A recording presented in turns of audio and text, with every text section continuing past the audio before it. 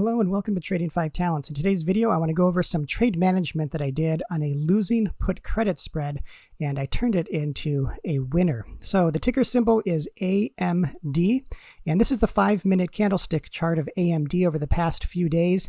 I sold to open this credit spread on June 13th, and you can see that here. AMD put credit spread, total credit of $30, so 30 cents. So I was short the 86 put, $2.17 credit, and then I was long the 85 put for $1.87 debit, and that nets 30-cent credit. Max loss is $70 then. All right, so back to this candlestick chart. I sold to open here in this white arrow, and my short strike, which was $86, was it was pretty good distance away from the current price. You can see it started tracking upward, the stock did, and I was pretty comfortable with it, but then it started coming back down.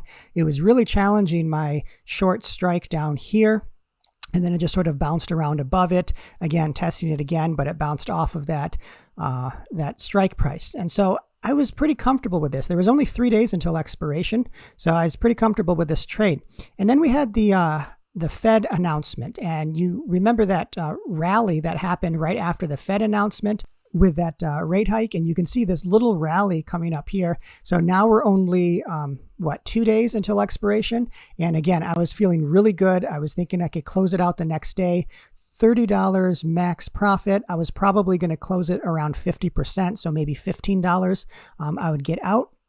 But then we gapped down on Thursday, and that's what you see here. You can see we gapped down, and it gapped down really hard. Within the first hour, it was way below my even my long strike on this. So it was down in the $84 range. So what I did then was I made the choice to actually leg out of this put credit spread.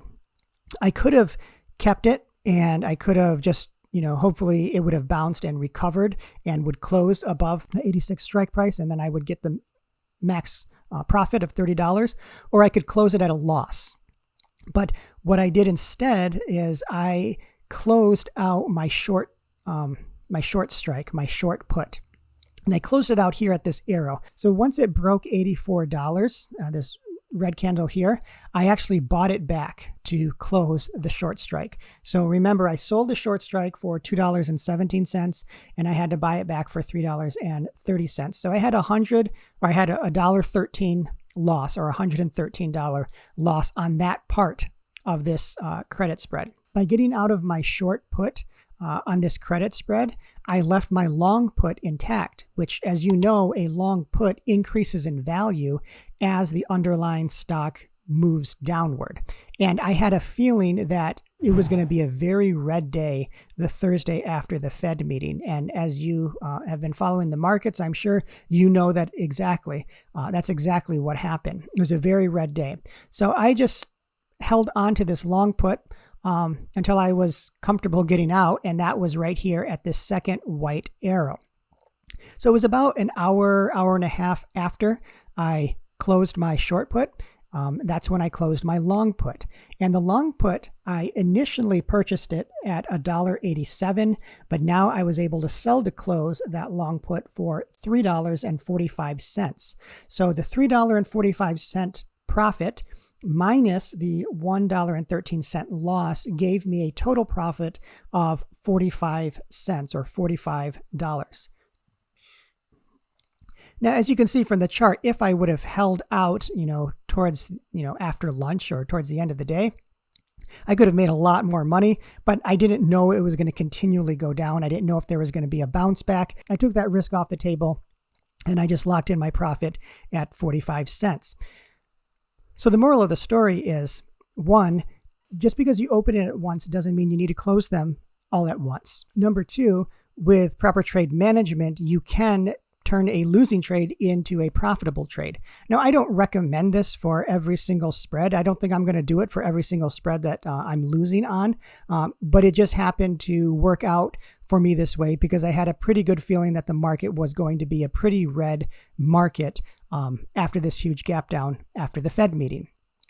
So the other thing I could have done is I could have closed out for a loss. Once I had this gap down, I could have just closed it and taken my loss.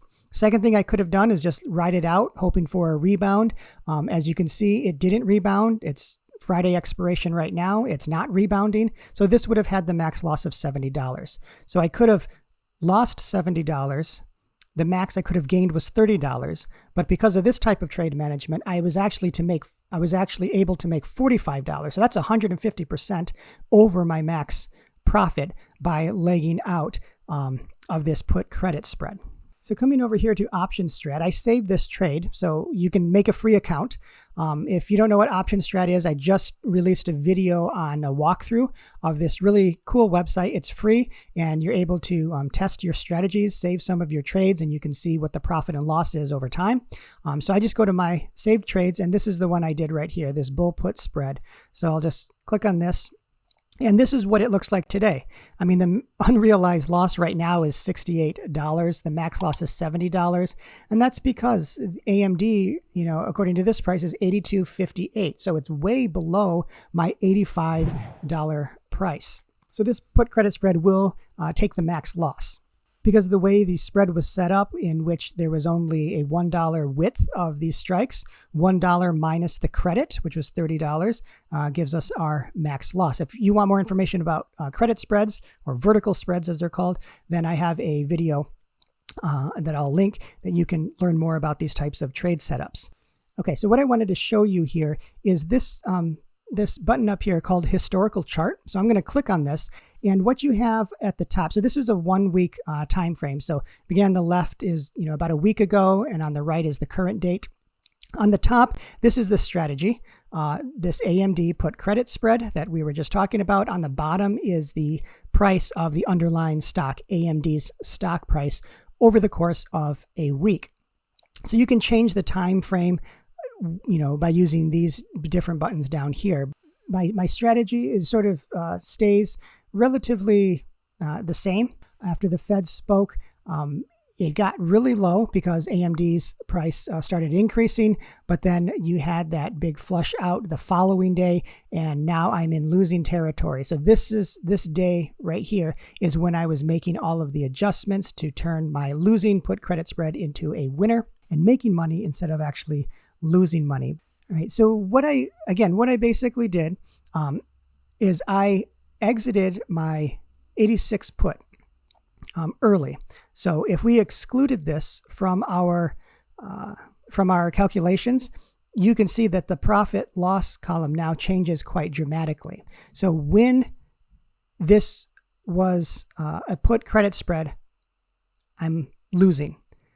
But if I close that out for a loss, I was able to gain more than I lost by keeping this as a long put. All right, so that's the management that I did. So I converted a put credit spread, which is a bullish strategy, into a long put, which is a bearish strategy. So that's how I was able to, make this losing trade a winner. So if you have any questions about this, then go ahead and leave a comment down below, or you can catch me on Twitter at Trading5Talents. And if you want to learn more about options trading, specifically the wheel strategy, then go ahead and click on the subscribe button and turn on the notifications so you can catch all the updates. Until next time, trade wisely and take care.